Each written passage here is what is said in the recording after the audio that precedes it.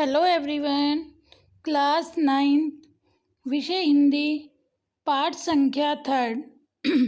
बेटा आपका second chapter complete हो गया था, उसके क्वेश्चन आंसर मैंने आपको समझा दिए। आज हम 3rd चैप्टर स्टार्ट कर रहे हैं, ठीक है। कृतिका का chapter 3rd। Okay, 3rd chapter है रीढ़ की हड्डी, जिसके लेखक हैं जगदीश चंद्र माथुर। ठीक है बेटा। अब रीढ़ की हड्डी, इस पाठ का शीर्षक रीढ़ की हड्डी क्यों पढ़ा। देखिए, रीढ़ की हड्डी जगदीश चंद्र माथुर द्वारा रचित एक सामाजिक एकांकी है। ठीक है।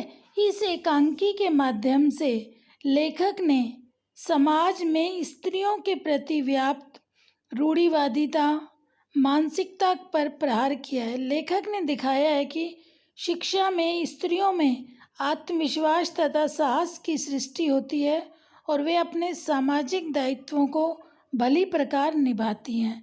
ठीक है। इस पाठ का नाम क्या है? रीढ़ की हड्डी। समझ आए किस पर आधारित है? यह है जगदीश चंद्र माथुर द्वारा लिखी एक एकांकी है। इस एकांकी के माध्यम से बेटा लेखक ने समाज में स्त्रियों के प्रति व्याप्त रूढ़िवादी मानसिकता पर प्रहार किया है। लेखक ने ये दिखाया है कि शिक्षा से स्त्रियों में आत्मविश्वास अर्थात कॉन्फिडेंस, साहस की सृष्टि होती है और वे अपने सामाजिक दायित्वों को भली प्रकार से निभा पाती हैं। ठीक है बेटा, अब हम पाठ स्टार्ट कर रहे हैं। रीढ़ की हड्डी। ठीक है। लेखक जगदीश चंद्र माथुर। मामूली तरह से सजा हुआ एक कमरा, अंदर के दरवाजे से आते हुए जिन महाशय की पीठ नजर आ रही है वे अधेड़ उम्र के मालूम होते हैं। एक तख्त को पकड़े हुए पीछे की ओर चलते चलते कमरे में आते हैं। तख्त का दूसरा सिरा उनके नौकर ने पकड़ रखा है। बाबू, अबे धीरे धीरे चल, अब तख्त को उधर मोड़ दे, उधर बस उधर। नौकर, बिछा दूं साहब। बाबू जरा तेज आवाज में। और क्या करेगा, परमात्मा के यहाँ अक्ल बट रही थी तो तू देर से पहुँचा था क्या? बिछा दूं साहब। और वह पसीना किस लिए बहाया? नौकर तख्त बिछाता है। बाबू हंसता क्यों है? अबे हमने भी जवानी में कसरतें की हैं, कलासों से नहाता था लोटों की तरह। यह तख्त क्या चीज़ है? उसे सीधा हो या बस। सुन, बहू जी से दरी मांग ला इसके ऊपर बिछाने के लिए। चद्दर भी कल जो धोबी के यहाँ से आई है वही। बाबू साहब इस बीच में मेज पोछ ठीक करते हैं, एक झाड़न से गुलदस्ते को साफ करते हैं, कुर्सियों पर भी दो चार हाथ लगाते हैं। सहसा घर की मालकिन प्रेमा आती है। गंदुमी रंग, छोटा कद, चेहरे और आवाज़ से जाहिर होता है कि किसी काम में बहुत व्यस्त है। उसके पीछे पीछे भीगी बिल्ली की तरह, डरा डरा सा भीगी बिल्ली, नौकर आ रहा है खाली हाथ। बाबू साहब राम स्वरूप दोनों तरफ देखते हैं। देखिए बेटा, ये जो लाइनें आई है किसके लिए आई हैं? ये राम स्वरूप जो है वो लड़की का पिता है। ठीक है। लड़की इसमें कौन होती है? उमा। राम स्वरूप उसके पिता हैं, प्रेमा लड़की की माँ है और एक पात्र इसमें नौकर है। ठीक है। और दूसरी जगह शंकर है। ठीक है। और शंकर के पिता गोपाल प्रसाद हैं। अब लड़के वाले लड़की को देखने आ रहे हैं। ठीक है। तो लड़की वाले जिस तरीके से अपने घर की साफ सफाई, सजावट ये सब करते हैं, वो इस दृश्य में दिखाया है कि किस तरह एक पिता अपने नौकर और उसकी माँ मिलके किस तरीके से अपने घर को अच्छे से कर रहे हैं, ड्राइंग रूम सेट कर रहे हैं। ठीक है। ये वार्तालाप चल रही है। दोबारा देखिए, इस एकांकी में पात्र कौन कौन है? उमा। उमा लड़की है जिसे लड़का देखने आ रहा है। लड़के का नाम क्या है? शंकर। शंकर के पिता का नाम गोपाल प्रसाद और उमा के पिता का नाम राम स्वरूप। उमा की माँ कौन है? प्रेमा। और घर में कौन दिखाया गया? नौकर। ठीक है। अब ये पूरी एकांकी देखिए इन सभी पात्रों पर आधारित है। ठीक है। अब देखिए प्रेमा, मैं कहती हूँ तुम्हें इस वक्त धोती की क्या ज़रूरत पड़ गई? एक तो वैसे ही जल्दी में। क्योंकि एक तो हमें वैसे ही बहुत जल्दी है, ऊपर से तुम ऊपर से धोती क्यों मांग रहे हो? राम स्वरूप धोती? हाँ, अभी तो बदल कर आए हो और फिर न जाने किस लिए। राम स्वरूप, लेकिन तुमसे धोती मांगी किसने? प्रेमा, यही तो कह रहा था रतन। रतन कौन है? नौकर। राम स्वरूप, क्यों बे रतन, तेरे कानों में डांट लगी है? डांट लगी मतलब तुझे सुनाई नहीं देता क्या? मैंने कहा था धोबी के यहाँ से जो चद्दर आई थी उसे मांग कर। अब तेरे लिए दूसरा दिमाग कहाँ से लाऊं? उल्लू कहीं का। देखिए, ये जगह जगह मुहावरों का प्रयोग किया गया। उल्लू शब्द यहाँ है मूर्ख के लिए। ठीक है, तेरे कान में डांट लगी अर्थात तुझे सुनाई नहीं दे रहा। प्रेमा, अच्छा जा पूजा वाली कोठरी में लकड़ी के बक्स के ऊपर धुले हुए कपड़े रखे हैं, उन्हीं में से एक चद्दर उठा ला। अब ये देखिए किस तरह कि एक लड़की वाले अपने घर की को सजा रहे हैं। ठीक है प्रेमा, रतन और दरी दरी यहीं तो रखी है कोने में, वह पड़ी। रामस्वरूप, और बीबी जी के कमरे में हारमोनियम भी उठा लाओ, सितार भी जल्दी ले आना, रतन जाता है। पति पत्नी तख्त पर दरी बिछाते हैं। प्रेमा, लेकिन वह तुम्हारी लाडली बेटी तो मुंह फुलाए पड़ी है। प्रेमा अपनी पति राम स्वरूप से कह रही है कि तुम्हारी लाडली बेटी उमा, वो तो मुंह फुलाए बैठी है। मुंह फुलाए? और तुम उसकी माँ किस मर्म की दवा हो?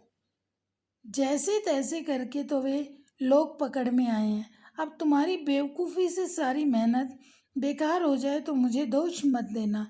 देखिए, इसमें एक पिता की विवशता दिखाई गई है।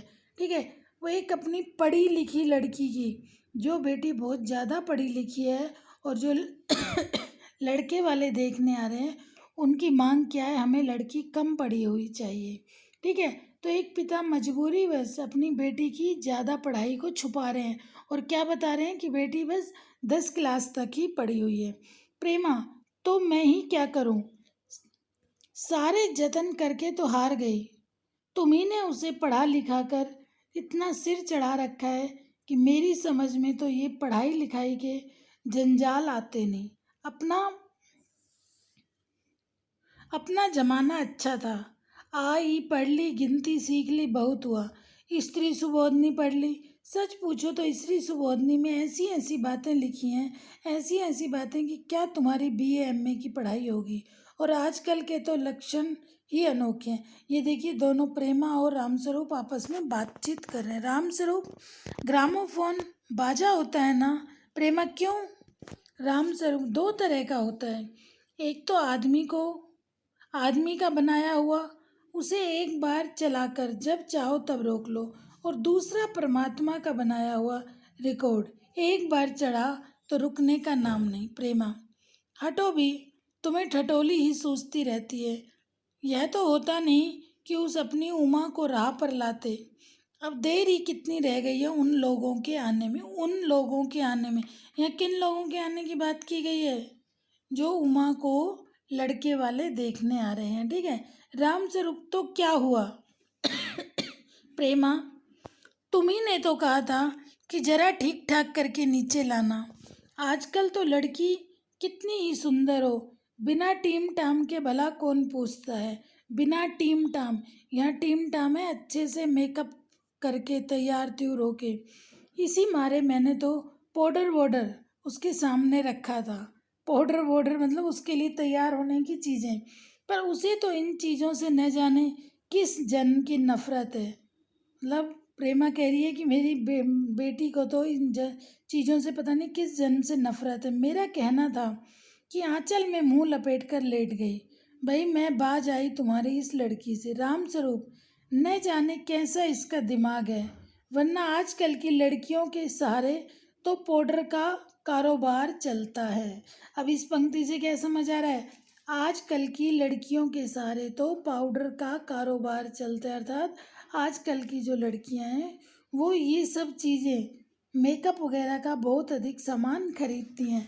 और वो एक राम स्वरूप जी कह रहे हैं कि जो बिजनेस है वो इन्हीं के लड़कियों के माध्यम से ही चलता है। लेकिन पता नहीं ये उमा किस टाइप की लड़की है। ठीक है, इसे इन सब चीज़ों से कोई लगाव नहीं। प्रेमा, अरे मैंने तो पहले ही कहा था एंट्रेंस ही पास करा देते, लड़की अपने हाथ रहती और इतनी परेशानी न उठानी पड़ती। प्रेमा क्या कह रही है, मैंने तो आपसे पहले ही कहा था इसे बस 10वीं तक पढ़ा दो, ज़्यादा पढ़ाने की आवश्यकता ही नहीं है। राम स्वरूप चुप चुप, तुम्हें कतई अपनी जबान पर काबू नहीं, जबान पर काबू, चुप नहीं रह सकते। कल ही यह बता दिया था कि उन लोगों के सामने जिक्र और ढंग से होगा, मगर तुम अभी से सब कुछ उगले देती हो। उनके आने तक तो न जाने क्या हाल करोगी। मतलब हमने ये डिसाइड किया है कि जो लड़का देखने आ रहा है उन्हें कम पढ़ी लिखी लड़की चाहिए। और इन्होंने बेटा देखो, इनकी बेटी बहुत अधिक डॉक्टरी कर रही है, ठीक है, और उन्होंने उन लड़के वालों के सामने अपनी बेटी की पढ़ाई को छुपाए, सिर्फ ये कहा है कि हमारी बेटी 10वीं ही पढ़ी लिखी है, क्योंकि लड़का जो है वो डॉक्टरी कर रहा है। अब उन्हें लग रहा है इस घर में हमारी बच्ची का रिश्ता हो जाए। प्रेमा अच्छा बाबा, मैं न बोलूँगी, जैसे तुम्हारी मर्जी हो करना, बस मुझे तो मेरा काम बता दो। राम स्वरूप तो उमा को जैसे हो तैयार कर लो, ना सही पाउडर वैसे कौन सी बुरी है।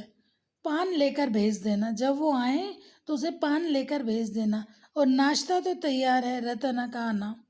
आ गया रतन, इधर आ इधर, बाजा नीचे रख दे। देखिए जिस कमरे में उन लोगों को बिठाया जा रहा है वहाँ बाजा, हारमोनियम, ये सब चीज़ें भी रखी जा रही हैं, ठीक है। प्रेमा नाश्ता तो तैयार है, मिठाई तो वे लोग ज़्यादा खाएंगे नहीं, कुछ नमकीन चीज़ें बना दी हैं, फल रखे ही हैं, चाय तैयार है, टोस्ट भी, मगर मक्खन, मक्खन तो आया नहीं। राम स्वरूप क्या कहा, मक्खन नहीं आया? तुम्हें भी किस किस वक्त याद आई है? जानती हो कि मक्खन वाले की दुकान दूर है, पर तुम्हें तो ठीक वक्त पर कोई काम सूझता ही नहीं। अब बताओ रतन मक्खन लाए कि यहाँ काम करे? दफ्तर के चपरासी से कहा था आने के लिए, सो नखरे के मारे। प्रेमा यहाँ का का यहाँ का काम कौन ज़्यादा है, कमरा तो सब ठीक ठाक है ही, बाजा सितार आ ही गया, ठीक है। नाश्ता यहाँ बराबर वाले कमरे में ट्रे में रखा हुआ है, सो तुम्हें पकड़ा दूंगी, एक आध चीज़ खुद ले आना। इतनी देर में रतन मक्खन ले ही आएगा, 2 आदमी ही तो हैं। देखिए ये अब तक बेटा जो कुछ भी आया इसमें यही सारा दिखाया गया है कि किस तरह एक लड़की के माता पिता कैसे अपने घर को साज सज्जा कर रहे हैं, किस तरह सारी चीज़ों का अरेंजमेंट कर रहे हैं, उनके नाश्ते का, उनके खाने पीने का, ठीक है। तो ये हर घर में ये देखने को मिलता है, ठीक है। राम स्वरूप हाँ बाबू, हाँ एक तो बाबू गोपाल प्रसाद और दूसरा खुद लड़का। देखो उमा से कह देना कि जरा प्रेमा यहाँ का काम कौन ज़्यादा है, कमरा तो सब ठीक ठाक है, बाजा सितार आ ही गया है, ठीक है। यहाँ बराबर वाले कमरे में ट्रे में सब कुछ रखा है, मैं तुम्हें पकड़ा दूंगी। राम स्वरूप हाँ एक तो बाबू गोपाल प्रसाद आ रहे हैं और दूसरा उनका लड़का, लड़के का नाम क्या है, शंकर, इनकी बेटी का नाम क्या है, उमा। देखो उमा से कह देना जरा करीने से आए, ये लोग जरा ऐसे ही हैं, गुस्सा तो मुझे बहुत आता है इनके दकियानूसी ख्यालों पर। खुद तो पढ़े लिखे हैं, मतलब लड़के का जो पिता है वो वकील है, सभा सोसाइटियों में जाते हैं, मगर लड़की चाहते हैं ऐसी ज़्यादा पढ़ी लिखी ना हो। प्रेमा और लड़का राम स्वरूप बताया तो है तुम्हें, बाप शेर है तो लड़का सवा शेर। बीएससी के बाद लखनऊ में ही तो पढ़ता है, मेडिकल कॉलेज में। कहता है कि शादी का सवाल दूसरा है, तालीम का दूसरा। क्या करूं, मजबूरी है, मतलब अपना है, वरना इन लड़कों और इनके बापों को ऐसी कोरी कोरी सुनाता कि ये भी। अब देखिए गुस्सा तो राम स्वरूप को बहुत ज़्यादा आ रहा है, किस पे, लड़के वालों पे, कि खुद पढ़े लिखे होकर विचार कितने छोटे विचार हैं। छोटे विचार इसलिए उनका ये मानना है कि जो पढ़ी लिखी लड़की होगी वो हमारी रिस्पेक्ट नहीं करेगी, हमारी इज्जत नहीं करेगी। कम पढ़ी लिखी लड़की होगी उसे हम किसी भी तरीके से दबाकर अपने चंगुल में उसे दबाकर रखेंगे, वो हमारी हर बात को मानेगी। तो राम स्वरूप जी क्या करें, गुस्सा तो मुझे ऐसे लोगों पर बहुत ज़्यादा आ रहा है, लेकिन थोड़ी सी मजबूरी है कि लड़का अच्छा है, अगर रिश्ता हो जाता है तो कोई बात नहीं। रतन बाबूजी बाबूजी रामस्वरूप क्या है? कोई आते हैं। रामस्वरूप दरवाजे से बाहर झांक कर जल्दी मुंह अंदर करते हुए, अरे अरे ये प्रेमा वे आ भी गए। नौकर पर नजर पड़ते ही, अरे तू यहीं खड़ा है बेवकूफ, गया नहीं मक्खन लाने? सब चौपट कर दिया। अबे उधर से नहीं, अंदर के दरवाजे से जा। और तुम जल्दी करो प्रेमा, उमा को समझा देना थोड़ा सा, इनके आगे गा भी देगी, मैं इनको गाना भी सुना देगी, ठीक है। प्रेमा जल्दी से अंदर की तरफ आती है, उसकी धोती जमीन पर रखे हुए बाजे में अटक जाती है।